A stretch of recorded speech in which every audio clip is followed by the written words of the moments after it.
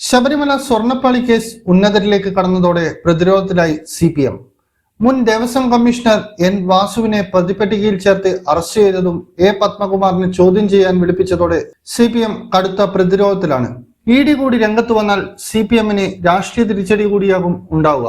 തദ്ദേശ തെരഞ്ഞെടുപ്പ് പടിവാതിൽക്കലെത്തി നിൽക്കുന്ന സാഹചര്യത്തിൽ അറസ്റ്റുകളും തുടർന്നുള്ള അന്വേഷണവും CPM ഭയപ്പെടുന്നു. സംസ്ഥാന വ്യാപകമായി വിഷയം ചർച്ച ചെയ്യുന്നുണ്ടെന്നതിനാൽ സ്വർണ്ണക്കൊള്ളയുടെ ഉത്തരവാദിത്വത്തിൽ നിന്ന് CPMനോ സർക്കാരിനോ ഒഴിഞ്ഞുമാറാൻ സാധിക്കുകയില്ല. അവസരം മുതലെടുത്ത് BJPയും കോൺഗ്രസും CPMനെതിരെ പ്രചാരണം ആരംഭിച്ചു. CPMുമായി അത്രമേൽ ചേർന്ന് നിൽക്കുന്ന ആളാണ് വാസു. പല അവസരങ്ങളിലും വാസുവിന് പദവികൾ നൽകാൻ CPM ഒരിക്കലും മടി കാണിച്ചിട്ടില്ല. അഭിഭാഷകനായിട്ടാണ് വാസുവിന്റെ കരിയർ തുടങ്ങിയത്. പിന്നാലെ വിജിലൻസ് ട്രൈബ്യൂണൽ അംഗമായി ജുഡീഷ്യൽ പദവിയിലേക്ക് എത്തി.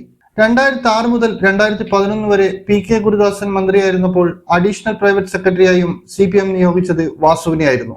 പിന്നാലെയാണ് ദേവസ്വം ബോർഡിലേക്കുള്ള വാസുവിന്റെ കടന്നുവരവ്.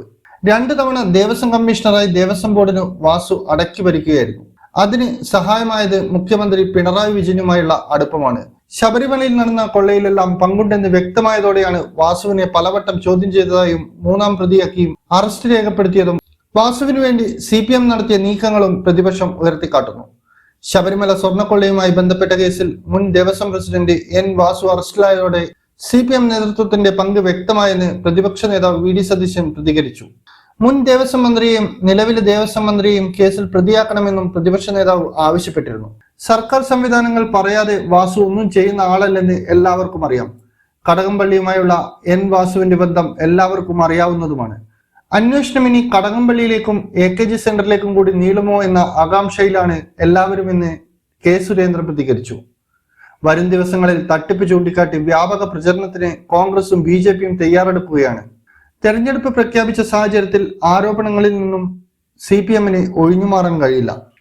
ഇതോടെ കുറ്റവാളികളെ സംരക്ഷിക്കാനില്ലെന്ന സർക്കാരിന്റെ ഇച്ഛാശക്തിയാണ് N. വാസുവിന്റെ അറസ്റ്റ് എന്നാണ് CPM കേന്ദ്രങ്ങൾ പ്രചരിപ്പിക്കുന്നത്. പത്മകുമാർ നേതൃത്വവുമായി അകന്നു കഴിയുന്ന ആളാണെന്നും അറസ്റ്റ് മുൻകൂട്ടി കണ്ട് CPM പ്രചരിപ്പിക്കുന്നുണ്ട്. പൊളിറ്റിക്കൽ ഡെസ്ക്, ഇന്നറിയാൻ ന്യൂസ് കേരള.